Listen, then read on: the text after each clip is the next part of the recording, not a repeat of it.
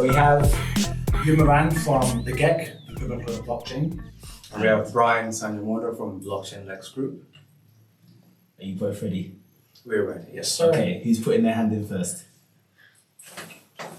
Ladies first. Men just before. Men just before. Yes, correct, yes. Okay, so what Bitcoin accomplishment are you most proud of in your career?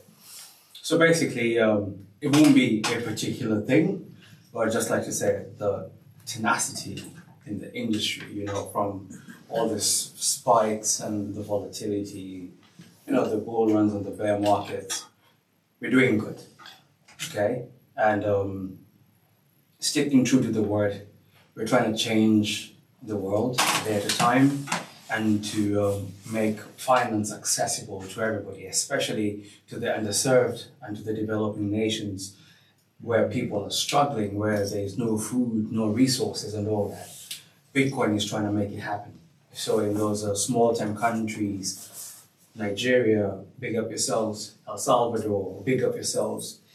And you have the Chad Republic and all those other small countries. Bitcoin is there for all, you know, and it's trying to take it away from the greedy people. It's like the Robin Hood of tokenomics, you know what I mean? So it's out there, we're looking out.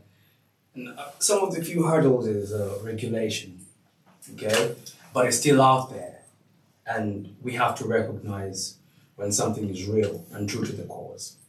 That's Bitcoin for me.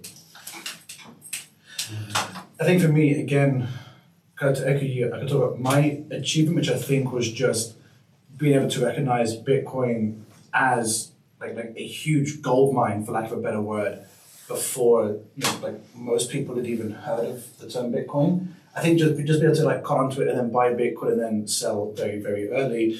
If it's not early, you still cut onto it before anybody else did. But again, I look at like Costa Rica, for example, like especially second world countries, where there were communities in Costa Rica, for example, where people will purchase coffee from a coffee shop in Bitcoin, they will purchase their supplies in Bitcoin, they will purchase their clothes in Bitcoin, and you have an entire circular economy in places like Costa Rica and developing worlds, which are totally not even on fiat in some communities. And so I talk about my achievement, but like there's way better achievements that other people have made who I don't think we're as lucky as you or I.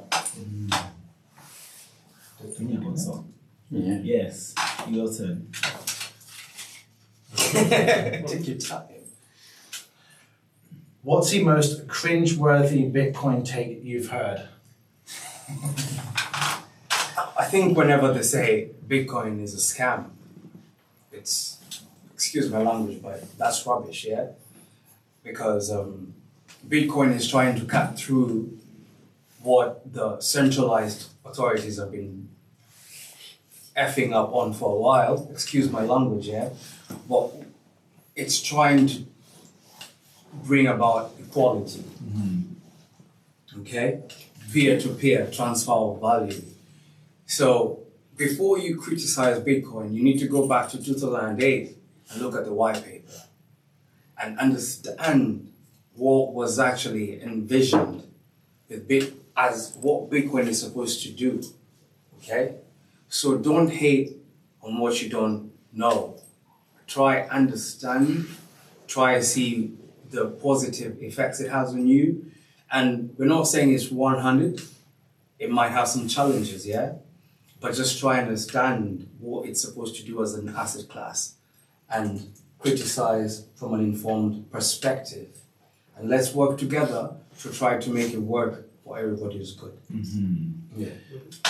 A little bit on that. I don't know if, you know, we have a god or a simulation or God knows what else, but I do find it awfully weird that the same year that some very greedy banks like destroyed the global economy was the same year that a white paper came out which just enabled the democratization of money peer-to-peer. Like, it's a bit of a coinky-doink, but I'm here for it.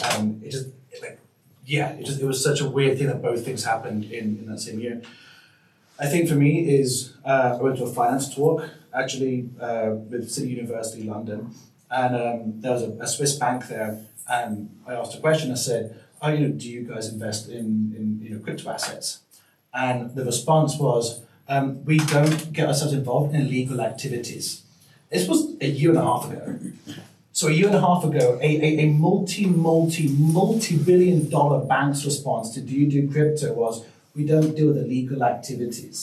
And you've got blockchain.com here, you've got people like that, FTX, let's not mention those, but you've got huge companies in blockchain and crypto, and that was a huge, big, century-year-old bank's response to, do you do in crypto?